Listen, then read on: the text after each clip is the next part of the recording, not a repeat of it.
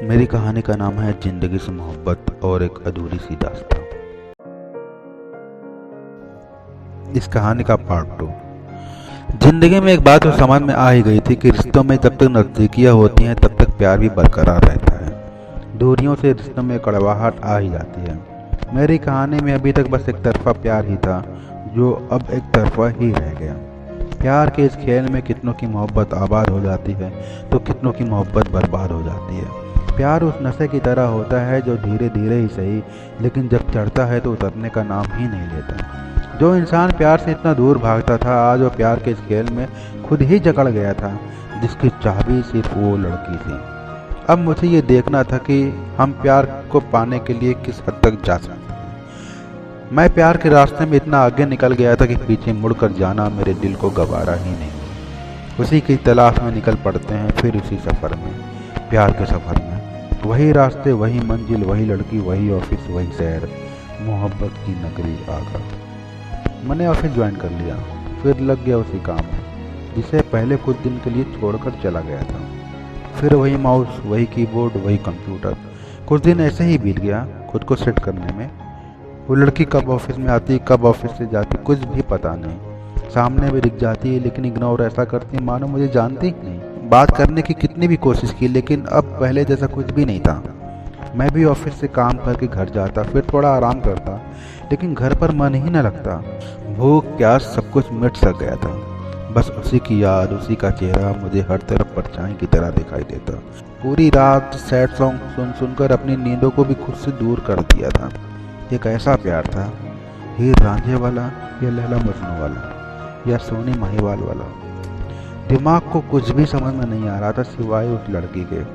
पूरी रात रो रो कर खुद को इतना पागल कर रखा था कि लगता अब जिंदगी में कुछ बचा ही नहीं है, बस दारू ना पी।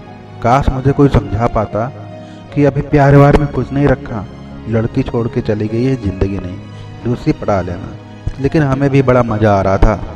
आस्की का बोझ जो सर पर चढ़ गया था। एक दिन पता चला कि संजू ने जॉब छोड़ दिया। मैंने सोचा कि अब मेरा क्या होगा, कहाँ ढूंढूंगा इस लड़की को। एक मोटा हट्टा कट्टा लड़का कब माचिस की तीली की तरह दिखने लगा, कुछ भी पता नहीं चला। प्यार में इतना डैटिंग कौन करता है भाई। आखिर मैंने भी जॉब छोड़ दिया, आगरा शहर भी, नोएडा में जा बसा। नई जॉब, नए लोग, नया काम। अब जमाना आ गया था व्हाट्सएप का, नया मोबाइल भी ले लिया।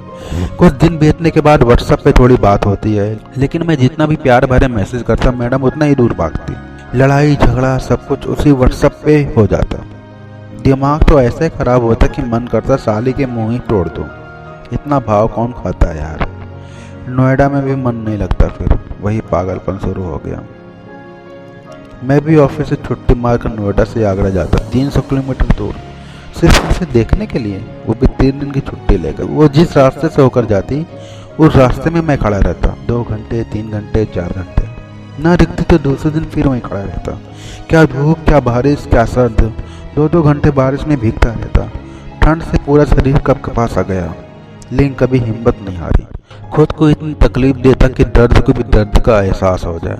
वाकई ये प्यार में एक पागलपन था। ऐसा लग रहा था कि कोई जंग छिड़ गई हो मेरे और प्यार के बीच। प्यार मुझे हराना चाहता था, लेकिन मैं था कि हार मानने वालों में से कहाँ। वो कहते हैं ना, मंजिल अगर आसानी से मिल जाए तो रास्ते का मजा ही क्या है, परेशानियां अगर आसानी से सुलझ जाएं तो जिंदगी जीने का मजा ही क्या है। लेकिन उस लड़की को कुछ भी नहीं मालूम था कि मैं उसी के रास्ते में, उसी के घर के पास रहता, उसके इंतजार में, लेकिन उसे कभी मालूम भी नहीं पड़ने दिया। लेकिन वो एक बात तो जानते थे कि आंसू मुझसे बहुत प्यार करता है, मुझे वो कभी छोड़कर जा नहीं सकता। काश उस लड़की को भी कोई बताने वाला होता कि कोई है जो तुम्हारी चलती राह पे इंतजार कर रहा है, कोई है जो तुम्हारी बस एक झलक पाने के लिए नोएडा से आकर आगरा की गलियों में भटक रहा है। काश कोई बता पाता कि तुम्हारा जन्मदिन सिर्फ मनाने के लिए वो केक नोएडा में नहीं आगरा शहर में आकर काटता था। काश कोई बता पाता कि तुम्हें गिफ्ट देने के लिए तुम्हारे घर तक चला गया था, वो भी आधी रात को। काश कोई बता पाता कि जब चांद रात की आगोश में सो रहा होता है तो कोई है जो तुम्हें याद करके पूरी रात जाग रहा होता है। लेकिन कहाँ, उस लड़की को कुछ भी नहीं मालूम था। ये मेरी जिंदगी के लिए एक सबक था। कभी मैंने भी किसी लड़की का इतना ही दिल दुखाया था, कभी मैंने भी किसी को इतना ही दर्द दिया था जितना आज मैं सहन कर रहा हूँ।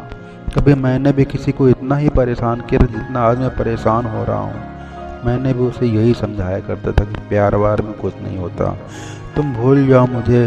लेकिन उस लड़की की एक बात याद आती है, उसने ही बोला था, कभी तुम्हें प्यार होगा आशीष, तब तुम्हें एहसास होगा कि प्यार होता क्या है।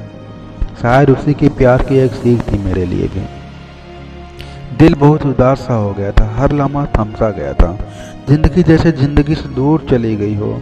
मैं उस कश्ती में सफ़र कर रहा था जिसका कोई किनारा ही नहीं था। जिंदगी में एक बात तो समझ में आ गई, प्यार को प्यार की तरह ही समझाओ, लेकिन खुद को इतना मत कमज़ोर करो कि खुद की नज़र में ही गिर जाओ। जिंदगी में एक बात तो समझ में आ गई, प्यार को प्यार की तरह ही समझाओ, लेकिन खुद को इतना कमज़ोर न करो कि खुद की नज़र में ही गिर जाओ। बहुत खुद को समझाने के बाद आखिर मैंने सब कुछ छोड़ ही दिया। वो लड़की, वो प्यार, वो जज्बात, वो यादें, वो शहर, सब कुछ। आ गया हैदराबाद शहर, नवाबों का शहर। इतने धक्के खाने के बाद आखिर ज़िंदगी में एंट्री होती है दूसरी लड़की की, खूबसूरत सी लड़की की, जिसकी बटन से आके फिर से मुझे घायल कर गई। फिर से मोहब्बत की शुरुआत, फिर से नया खुमार। लेकिन इस बार सब कुछ अलग था, क्योंकि इस बार मेरा दिल लड़की पे नहीं, बल्कि लड़की का दिल मुझ पे जो फिदा था। 3 साल बाद संजू, वही आगरा वाली लड़की, मेरे दोस्त से मेरा नंबर लेती है। शायद ऊपर वाले की कृपा ही थी कि उस लड़की को मुझसे ही प्यार हो गया। इतने दिनों बाद उसके दिल में मेरे प्यार के तूफान ने दस्तक दे ही दिया। वो कहते हैं ना, होम्योपैथिक दवा का असर होता है लेकिन बाद में होता है। मैंने भी बात किया। दिल में इतना दर्द भरा था कि जब तक उस दर्द को उससे कहा नहीं, दिल को सुकून ही नहीं मिल पाया। मैंने उसे सब कुछ बताया, बड़े गुस्से में, बहुत कुछ, बहुत सुनाया उसे, जो दिल में आया सब कुछ। इतना सुनकर वो रोने लगी। उसकी आंखों में आंसू देखकर इस आंसू को थोड़ा अच्छा लगा कि कम से कम उसे एहसास तो हुआ। फिर उसने भी मुझसे शादी करने के लिए हाँ भर दिया। मेरी और अपनी कुंडली कितना मैच करता है ये भी देख लिया, लेकिन मैंने मना कर दिया। संजू, अब मैं शादी नहीं कर सकता। अब मैं पीछे मुड़कर नहीं देखना चाहता। मेरा रास्ता, मेरा मंजिल, मेरा समय जो मेरे साथ है, अब मैं उसे खोना नहीं चाहता। तुम्हारा रास्ता अलग है और मेरा रास्ता अलग है। अब से हम सिर्फ दोस्त हैं बस, और हमेशा दोस्त ही रहेंगे।